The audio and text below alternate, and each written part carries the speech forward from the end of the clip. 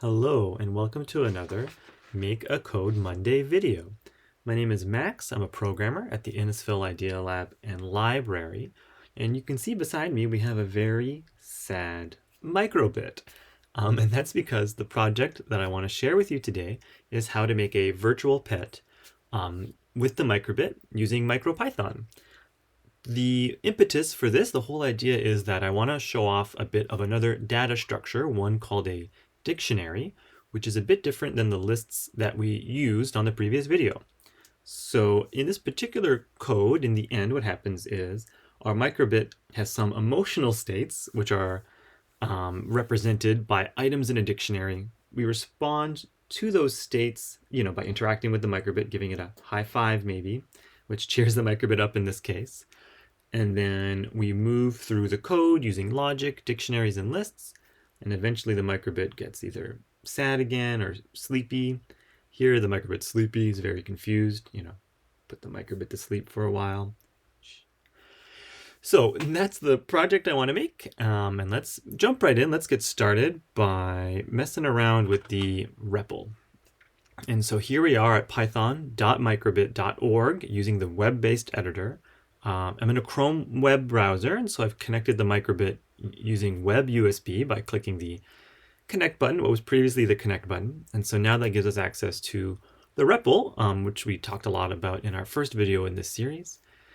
And to get started, we can just take a little look at what a dictionary is. And so first I'm just going to use the imports to import from microbit everything. Oh, sorry, of course, I gotta put the word import. So from microbit, import everything. And we're gonna make a dictionary using some of the stuff from the built-in microbit functions and some strings. And so what a dictionary is and why it's interesting is that a dictionary, first off, can be assigned to any variable. And so we start off by making a variable. I'm gonna call this emotions. And I'm gonna make that equal to something that's in curly brackets. And so the curly brackets there are what tells MicroPython or Python that you want to make a dictionary. And then from there, we just have to get the syntax right. And then after that, I'll show you what's so interesting about them. So the syntax for the dictionary is that a dictionary is full of keys and values. The keys can be any immutable data structure, like a string, and the values could be anything. So it's kind of like a variable with variables built in. Maybe you can think about it that way, but with a little extra sauce on top. And so to make a key, we're going to say, later on, we're going to ask if our microbit is happy or not. So I can put the word happy in a string, as noted by the 2 quotation marks. And then I put a colon. And that's what separates the key from the value. So everything on the other side of the colon on the right side is the value. And so the value for happy, when I want the microbit to show a happy emotion, I want to use the microbit built-in function that we imported to get a happy faced image. And so this is a built-in module into the microbit that we imported, image.happy. I can add another item or another whole thing inside the dictionary with a comma, then a space. Then I can just make up another key. Maybe my microbit gets sad every once in a while. Put a colon, and then we say, image dot sad. And then we can do one more emotion representation, maybe tired. And then the value for that will be image dot confused. And so when I press enter, my dictionary will be initialized, and we can take a few different peeks into what that means. You can print everything out that's in a dictionary, of course, just by, in the REPL, typing in the variable name and pressing enter. And we see that sad is there, and then there's the representation of the image that we created. Of course, we had a much nicer name for it. That's just what it actually sends to the microbit. And then tired is there. You might notice that it's represented here out of sequence. Depending on what version of Python you're using, the order is not guaranteed. In later versions of Python it is, but right now, it's just representing it in not exactly the order I typed it in. That's neither here nor there, but we can do some cool stuff with our emotions variable. And so if I want to pull out a specific item from the dictionary, I can pass to it its key. And so if inside a square brace, if I type in a known key, like I know sad is one of the keys, I can press enter, and then it shows me just the item that corresponds to that key. And so if I wanted to show that on the microbit screen, I can use, of course, the other microbit modules, which we covered a lot last video as well. Display.show, and then I can say emotions, and then square bracket. Then the key name, square bracket. Whoops. Oh, and I didn't close the circle bracket. Close that circle bracket. There we go. So our microbit screen showed the sad face. And so the dictionaries are very interesting. We can also use the dictionaries and ask for certain things from it. So the data type dictionary has available to it the methods clear. We can get its items. We can get its keys. And we can pop things out of there. All kind of cool stuff. When you are doing something like keys, it'll show you all the keys, but it shows it to you as kind of a view object. When you do that, emotions.keys, it's meant to be used in a loop or some sort of iterator. So if we say for key in emotions.keys, we can just print that to the REPL. Or we can do some cool stuff with it, but we're just going to print it to the REPL for it now. We're going to print out each key. Sad, tired, happy. And so the reason why I call it a view object is because when we loop through it, we're not really modifying the dictionary itself. We're just seeing a representation of it and then providing some manipulation based on the output. But to actually edit them, you would try to access them directly by using the member notation. So using the actual key name and things like that within the dictionary itself, using this kind of syntax here. So that's our kind of crash course on dictionaries. We're going to use them now to make a virtual pet. So I'm going to switch back to the code editor. So I've already typed in the code that I already typed in with the addition of the random module, because we're going to make our virtual pet a little temperamental. And so the fun part with this project is that we are going to actually use a list as well. We're going to define a list of wants that our microbit pet has. So a list is anything we put inside square brackets separated by commas. And so our microbit is going to ask for certain things. Our microbit's going to ask for a high five. And I'm just putting that in a string because we're going to make it show onto the screen using the microbit functions. And we're going to make our microbit tell us that it is sleepy. This is just to give our user of the virtual pet some indication of what's going on and maybe how to solve the problem for their virtual pet. So 2 strings separated by a comma in square brackets makes a wants list. And then we are going to start our kind of main event loop. The while loop in Python is very useful for this, because we can just say while true, and as long as true is true, which is always, it'll keep on running our loop.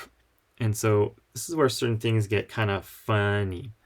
Right before we start our loop, we're going to sort of make a variable that holds on to whatever the current need of our microbit is. As we know with all pets and children, they always need things. But to start the program, your microbit needs nothing. It needs absolutely none of anything. And so the word none is a keyword in Python, which is similar to other programming languages like nil operator. It's none. It is nothing. And so at the beginning of a program, there is no current needs. So we can say that if the current need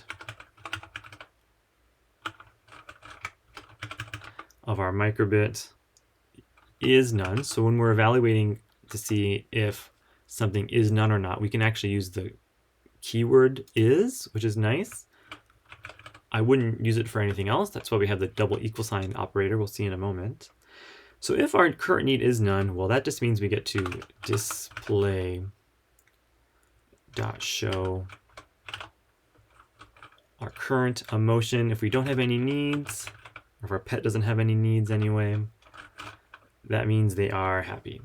And so here we're using the dictionary, and we're calling the key happy because we want to return from the dictionary the value that belongs to happy, which is the image happy. So we're display showing the image happy, and we're using our dictionary to store and get that information.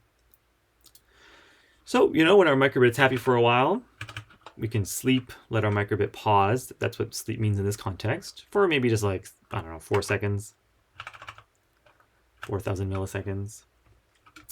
And then after that, well, unfortunately for all of us, the current need will be updated, the variable will be updated with something random, a random choice from the wants list. And so the wants list up there is all the things our microbit can want. I only have 2 wants right now. Make sure you put an equal sign there. I only have 2 wants right now, so it's going to choose one of those 2 items. Of course, you can extend your program much further. In any case, it's going to choose something from that wants list, and that makes our current need a nice little bit of text because it's going to choose one of these blocks of text. And so we can show that to the user of the virtual pet. So we can say display dot scroll for scrolling text. And these are, so the display kind of like function here, that's what we imported from the microbit, if that's not clear. That's what we're importing, everything from the microbit with an asterisk, including the display module. So that's where that comes from, in case you skipped the last video.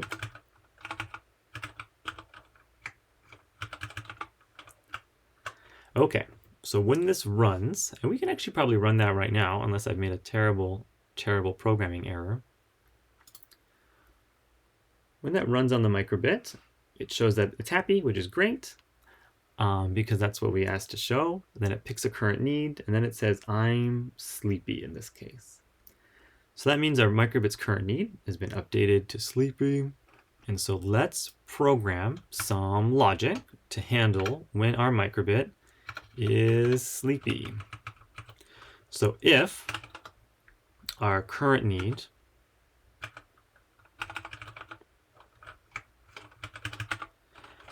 equals, so I'm going to just type out I'm sleepy again, or copy and paste it. You can do it other ways. You can just like call an item from the list, but just to make it obvious what's happening. So if current need equals I'm sleepy,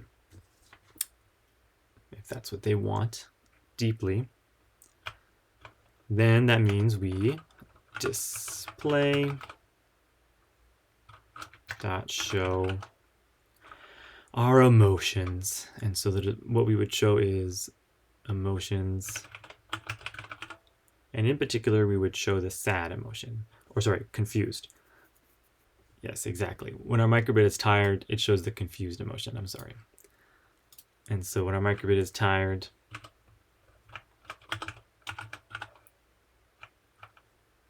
it'll let our player know by playing out that value, which is the confused image. So display show the emotion associated with being tired. Then we'll put in a little sleep in there, which is just a pause in our program. That's what sleep means in this context, as a pause. Just enough time so that we can use our light sensor on the microbit. The light sensor is the screen itself, and so we put a little pause there to give a chance for the screen to show something on the screen, because then we're going to ask if the display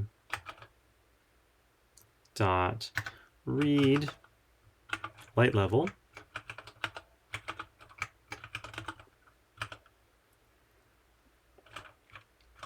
is less than 10.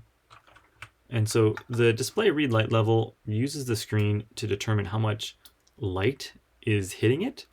It's hitting those little LEDs, and it returns a number, I'm pretty sure from 0 to 255.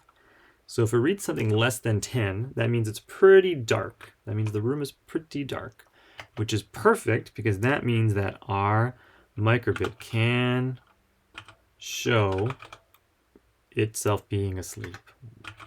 All you need to do to put your microbit asleep is lower the lights, dim those lights, and then we show the image associated with sleeping. So the image module already built in has a nice little asleep image, and that's what we're going to show there. I could have put this in our emotions too. You know, maybe one of our emotions is asleep, and then that dictionary can be expanded. You know, that's something to think about if you're making your own version of this program. We're going to say our microbit is very sleepy. It's going to pause. Our whole program is going to pause for 8,000 milliseconds, 8 seconds, and that's the time it'll be asleep. And then we have to reset kind of our program by setting the current need back to none. That gives us a chance to pick a new need, because if the current need is none, then we come back to here and we choose a new one. So we could test that out, at least just to make sure I didn't put any bugs in the code. So yeah, there was a small bug in the code on line number 17. Oh yes, of course. So I did one equal sign here, and that's the assignment operator to check to see if things are equivalent. You know, I need 2 equal signs. So I'll send that over again. My microbit is happy for a couple seconds. And then it says, I'm sleepy. And so that means that this code is running here on line 18, and there are no bugs in the code. The little kind of confused face there is flashing because, again, that's the microbit reading light using the LEDs, but then also using the LEDs to show something. And so, you know, that's why we get a little flash. We'll put our microbit to sleep right now. And then the program will start again. The program will start again, but it might choose one of our wants to being, you know, high 5. And so let's code in what that means for our virtual pet. So if the current need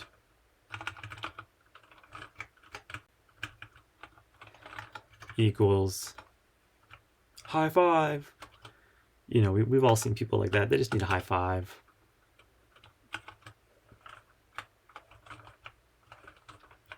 So if current need is equal to high 5, then, well, what's our microbit going to do? It's going to show that they are sad. They're going to show the sad emotion. So display dot show from our emotions dictionary. They want to show us what's behind the sad key and get the value from the dictionary. And then this one's a little different. We're going to ask since this is looping, since it's actually going to do this over and over again, it's going to say if current need equals high 5, display show sad. And then once it gets to the end of this if statement, it's going to go back up to the top. And since current need is none again, since current need is still equal to whatever was set to last, in this case high 5, it'll come back to here. And so we can say if button A dot was pressed. I'm going to copy that and make one small change. So of course there's more than one button on the microbit. If button A was pressed or button B was pressed. And so this is kind of fun in a way. You know, of course, using the microbit modules, we can see if a button A or button B was pressed. And so this if statement here, instead of just choosing, you know, does one thing equal another, we can say if button A was pressed, which will return true or false, depending on what happened. Or if button B was pressed, then we can do our next thing. So only one of these need to be true. We can make it like your microbit needs a double high 5 and say and, which would mean both of these items would need to evaluate as true, which would be interesting. But we'll say or, whichever one you press. And so if you press high 5, that means our current need goes back to 1. which would reset the face back to a smiley face, because when current need is none, we show a smiley face. So let's run that code on the bit. So our microbit is happy, living its life, having a great time. And then it says, I'm sleepy. Let our microbit sleep a bit. It's so confused and tired. It needs a break. Microbit is resting, enjoying its dreams.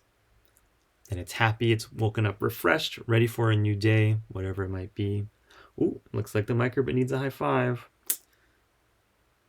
Okay, microbit's very sad. The microbit is so sad. Oh, high five. Now it's happy again. Thank goodness. Well, we almost had an unruly pet on our hands, virtual or otherwise. And so the microbit's asking for another high five, and you can see how this can go on forever. If you coded this a little differently with maybe more kind of different cases, like different needs, that might be interesting. The microbit has a built-in accelerometer, which would know if it's being shaken. So maybe you can add like a step counter, like maybe your microbit doesn't change emotions until you've walked around with it a little bit. Might be fun. These are all options for you to explore, and I sure hope you take that on as a challenge to make a really cool virtual pet with your microbit. If you do, of course, please share it with the library.